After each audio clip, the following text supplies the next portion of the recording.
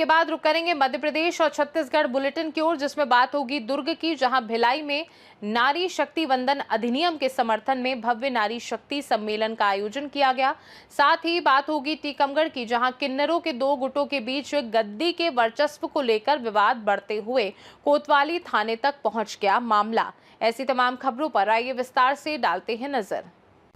भिलाई के कला मंदिर सभागार में नारी शक्ति वंदन अधिनियम के समर्थन में भव्य नारी शक्ति सम्मेलन आयोजित हुआ, जिसमें राज्यसभा सांसद लक्ष्मी वर्मा मुख्य अतिथि के रूप में शामिल हुई।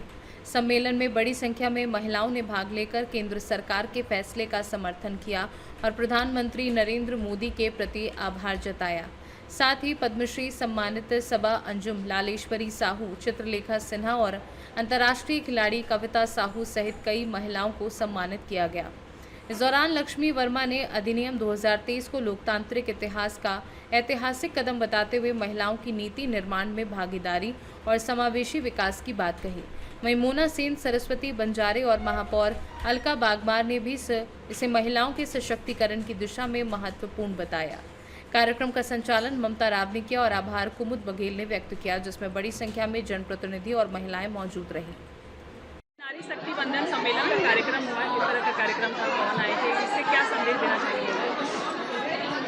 नारी शक्ति वंदन कार्यक्रम पंच से लेकर जो पार्लियामेंट तक का सपना हमारे यशस्वी प्रधानमंत्री जी नरेंद्र मोदी जी ने जो सोचा था, उसी सपने को साकार करने के कुछ दिन पूर्व यह आयोजन किया गया, क्योंकि यह आयोजन प्रत्येक महिला को यह बताने के लिए कि वो किचन तक ही सीमित नहीं है, वह पार्लियामेंट में अपने प्रश्नों के उत्तर पूछ सकती है और प्रश्नों के उत्तर दे सकती है और अपने विचार वह वहाँ पे पार्लियामेंट में रख करके उसमें जो धुरी चलती है देश की, उस धुरी में अपनी भागीदारी दे सकती है। यह कार्यक्रम में हमारी सम्माननीय राज्यसभा सांसद श्रीमती लक्ष्मी वर्मा जी आए थे और केस सज्जा आयोग की अध्यक्षा सम्माननीय श्रीमती मोना सेन जी आई थी और हमारी जिला पंचायत अध्यक्षा सम्माननीय बहन सरस्वती बंजारे जी थी। बाकी अलका बागमार जी, कुमुद बघेल जी, स्वीटी कौशिक जी और मैं स्वयं तृप्ति चंद्राकर, हम लोगों की एक टोली बनी हुई है जो कि प्रदेश से आदेशित था। और हमारे सबसे सपोर्टिंग हमारे दोनों बड़े भाई, मेरे जिलाध्यक्ष परम सम्माननीय सुरेंद्र कौशिक जी और हमारे भिलाई के सम्माननीय जिलाध्यक्ष पुरुषोत्तम देवांगम भाई साहब ने मिल करके हम लोगों को पीछे से पूरा सपोर्ट किया और यह कार्यक्रम पूरा हमारे टीम के साथ सफल रहा। कितनी महिलाएं यहाँ शामिल हुई थी इस कार्यक्रम में? हमने तो यहाँ पे सिटिंग अरेंजमेंट करीब 600 का किया था, लेकिन करीब 700 साढ़े 700 हमारा जो है यहाँ पे 1000 पार हो गया समझ लीजिए, क्योंकि यहाँ पे ये मान के चलिए 750 तो अंदर ही थे, बाहर भी और महिलाएं बहुत सारी बैठी थी। हाँ, 1000 का मान के चलते हैं अपन। Thank you. मेरा नाम तृप्ति चंद्राकर है, मैं भारतीय जनता पार्टी महिला मोर्चा जिला अध्यक्ष दुर्ग हूँ।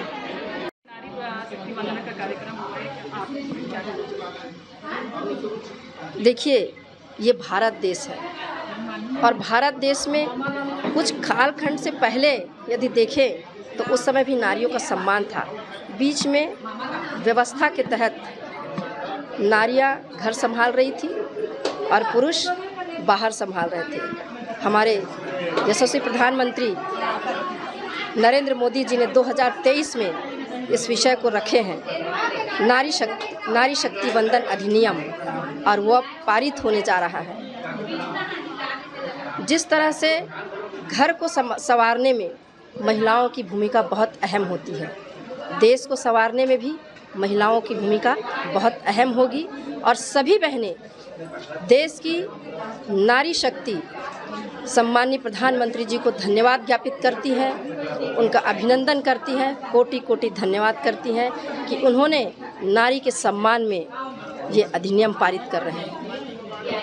और एक नंबर है जिसे सभी बहनों से निवेदन करूंगी कि वो नंबर अपना डायल करें, ताकि हम अपने प्रधानमंत्री जी को एक संदेश देंगे कि हम इस अधिनियम के समर्थन में हैं।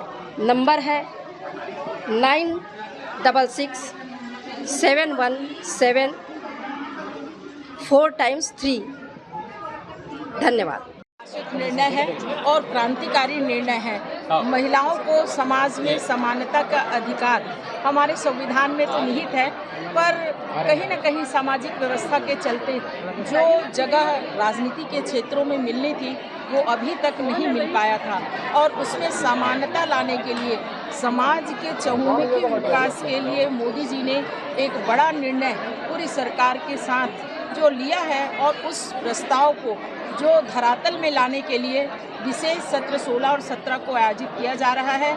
सभी दलों से आग्रह किया है कि ये 50% जो हमारी बहनें हैं उनके अधिकार की बात है, सभी लोग साथ आएँ और इसमें हम महिला को आरक्षण देकर 33% भागीदारी के साथ समाज में नीति निर्धारित जो संस्थाएं हैं उसमें भूमिका में बैठाएं, ताकि हमारा जो लक्ष्य है 2047 तक जो भारत विश्व पटल में एक विशेष पृष्ठभूमि के साथ स्थापित हो, विश्व गुरु बने।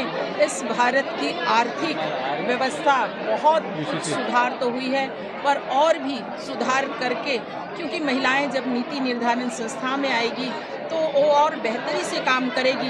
मुझे लगता है कि महिलाएं जो घर में केंद्र की धुरी होती है, और उस धुरी के तहत देश की अगर धुरी बन जाएगी तो यह देश महान बन जाएगा। कितना उत्साह है महिलाओं में? महिलाओं में भरपूर उत्साह है। मोदी जी धन्यवाद मोदी जी को कर रहे हैं। मैं भी आपके माध्यम से धन्यवाद देती हूँ, उनका आभार व्यक्त करती हूँ कि ऐसा ऐतिहासिक निर्णय कोई संवेदनशीलता के साथ लिया है, तो वो सम्माननीय इस देश के प्रधानमंत्री नरेंद्र मोदी। कांग्रेस आरोप लगा रही है मैम कि परिसीमन छोड़कर महिलाओं का आरक्षण दे रही है। देखिए, आरक्षण उनकी सरकार दे नहीं पाई। मैं किसी पे आरोप नहीं लगाना चाहती हूँ। हम तो ये चाहते हैं कि 50% जो आरक्षण की बात कर रहे हैं, 33% महिला बहनों को आरक्षण मिलेगा, तो वो निश्चित रूप से 50%। मैडम, महिलाओं के उत्थान की बात हो रही है। छत्तीसगढ़ में जो आंगनबाड़ी कार्यकर्ता हैं उनके साड़ी खरीदी में 9.5 करोड़ का घोटाला होता है, इसको कैसे देख रही हैं आप? देखिए, जो भी जब काम हुआ है और उसमें अगर कोई ऐसी बातें आ रही हैं तो निश्चित रूप से उसमें जांच भी होता है और कार्रवाई भी होती है।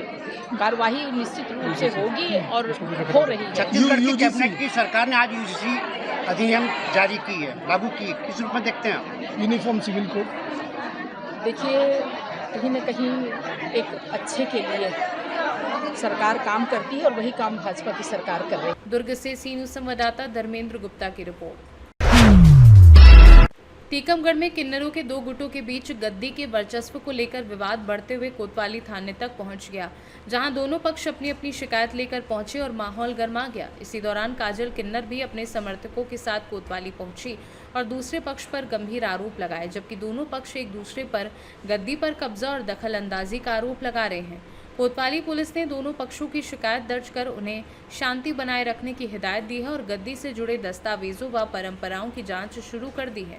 वहीं शहर में इस विवाद को लेकर चर्चाएं तेज हैं, क्योंकि इसे सम्मान के साथ साथ आर्थिक वर्चस्व से भी जुड़ा माना जा रहा है। पहले तो सभी को राधे राधे, जय श्री कृष्णा। आज हम टीकमगढ़ थाने आए हैं। कल टीकमगढ़ के थाने से वीडियो वायरल हुए हैं, जिसमें मेरा नाम लेकर बोला गया है कि जगत गुरु को चप्पलें मारेंगे और कुत्ता बिल्ली अश्लील तरीके से वीडियो मेरी छवि को धूमिल करने को बनाई गई है। उस बाबत में जा रही हूँ एसपी साहब को आवेदन देने, और यहाँ पे हम थाने में आए थे। जो हमारे बच्चों को फ़ोन लगा के बुलाया जा रहा था कि आप आओ, उनके आमने सामने बात करो, तो वो अधिक संख्या में आए थे। ये दोनों बच्चे यहाँ पे अकेले रहते हैं, यहाँ ये अकेले रहते हैं, तो इनके ऊपर क्या बोलते हैं ना, वो कोई प्रेशर नहीं डाले, दबाव नहीं बनाए, तो ये डर गए थे।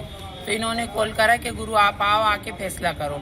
हमारा पंचायत में 10 बार फैसला हो चुका है। ये अशोकर के किन्नर है, अशोकर जाएं, ये टीकमगढ़ के मालिक है, ये टीकमगढ़ मांगे। और अगर मांगना है आपको तो हम शहर में विवाद नहीं चाहते। आपको मिले आप बजाओ बधाई, इन्हें मिले ये बजाएं। आप शहर में विवाद नहीं करो।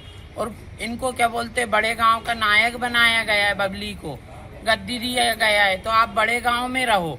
टीकमगढ़ में आपका कोई काम नहीं है। टीकमगढ़ के ये मालिक है, इनको गद्दी पोसी की गई है सारे समस्त किन्नर समाज ने। और अभी भी हम आपके मीडिया के माध्यम से कहना चाहते हैं, हम कल भी रुके थे और आज भी रुके। और टीकमगढ़ से सी न्यूज़ संवाददाता मनोज खरे की रिपोर्ट। मध्य प्रदेश के टीकमगढ़ जिले के मोहनगढ़ तहसील में आयोजित 2 दिवसीय उर्स एवं मेला महोत्सव में पृथ्वीपुर विधानसभा के कांग्रेस विधायक नितेंद्र सिंह राठौर पहुंचे, जहां उन्होंने हजरत सैयद गुलाब शाह बाबा की मजार पर सलाम किया और 44वें उर्स मेला महोत्सव में मुख्य अतिथि के रूप में शामिल होकर कमेटी द्वारा फूलमाला और पगड़ी से स्वागत स्वीकार किया। कार्यक्रम में अंतर्राष्ट्रीय कव्वाल रिजवान चिश्ती और तबस्सुम नाज ने प्रस्तुति दी, जिसके बाद विधायक ने उर्स मेला कमेटी और क्षेत्रीय जनता का आभार जताते हुए हिंदू मुस्लिम एकता का संदेश दिया। वहीं मीडिया से बातचीत में उन्होंने क्षेत्रीय समस्याओं पर भी अपनी बात रखी। आज आप उर्स में आए, क्या कहना चाहते? देखिए, ये बहुत खुशी का अवसर है और आज 44वां उर्स महोत्सव यहाँ पर मोहनगढ़ की धरती पर हो रहा है। मेरा मानना है कि जो लोग हिंदू मुसलमान की ताकतों को बांटने में लगे रहते हैं, उनको मोहनगढ़ में आके देखना चाहिए किस तरह से हिंदू मुसलमान एकता के साथ एकजुट होकर इस कार्यक्रम का आनंद ले रहे हैं। इससे बेहतर उदाहरण हिंदू मुस्लिम भाईचारे का नहीं हो सकता जो मोहनगढ़ की धरती यहाँ पर देती है। लगातार भाई साहब, आपके पिताजी कई वर्ष से उर्स में शामिल होते आए, आप कैसे देखते हैं? निश्चित रूप से जब इतना अच्छा कार्यक्रम है और मैं तो कांग्रेस पार्टी से आता हूं, जिसका उद्देश्य ही इस बात का रहता है कि हम बंटवारे पे विश्वास नहीं करते हैं, हम विश्वास करते हैं प्रेम पर, हम विश्वास करते हैं भाईचारे पे। और हमारी सदैव कोशिश होती है कि जो ताकतें देश को बांटने में लगी होती है, समाज से समाज को बांटने में लगी होती है, हमारी सदैव कोशिश होती है कि समाज को जोड़ने का काम हम करते हैं, तोड़ने का काम दूसरे करते हैं, हम जोड़ने का काम करते हैं। हमारे नेता राहुल गांधी जी मोहब्बत के पैगाम के लिए पूरे देश में भारत जोड़ो यात्रा उन्होंने की थी, तो हम सब उनके सिपाही हैं और उसी के तहत हम आगे हमेशा प्रयास करते हैं कि समाज को जोड़कर रखें। आप यहाँ की जनता की एक मांग है कि यहाँ पर क्षेत्र बड़ा पड़ गया है, मोहनगढ़ में स्टेट बैंक को लेकर आप क्या कहेंगे?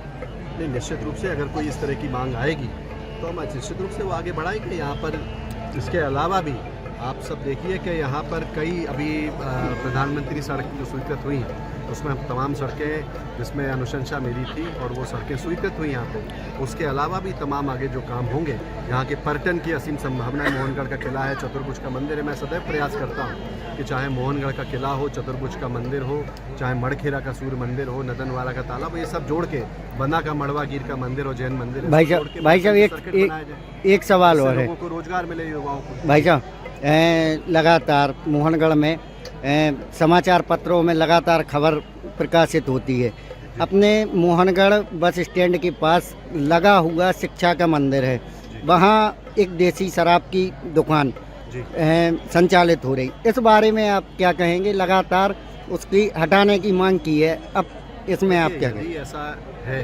और स्कूल के पास में तो ये बड़ा दुर्भाग्यपूर्ण है, इसको प्रशासन को ध्यान देना चाहिए, क्योंकि हम सब चाहते हैं। और आज तो अम्बेडकर जयंती है, उन्होंने अम्बेडकर जी सदैव कहते थे कि शिक्षा का स्तर आगे लाना होगा, और शिक्षा का स्तर आगे लाना होगा तो इन चीज़ों से अपने क्षेत्र को और अपने सब गाँव को सबको बचाना होगा। तो इस दिशा में प्रशासन को ध्यान देना चाहिए। अगर मेरे पास भी कोई इस तरह का आवेदन आता है तो निश्चित रूप से मैं भी प्रशासन से मांग करूंगा कि इस तरह के चीज़ें ना हो, और हमारे, क्योंकि हम सब का उद्देश्य है जब हमारा आने वाली पीढ़ी शिक्षित होगी तो वो अपना बेहतर भविष्य का ख्याल कर सके। टीकमगढ़ से सी न्यूज़ संवाददाता साकेत यादव की रिपोर्ट। मध्य प्रदेश और छत्तीसगढ़ बुलेटिन में फिलहाल के लिए इतना ही। देश दुनिया की बाकी खबरों को जानने के लिए देखते रहिए सी न्यूज़ भारत।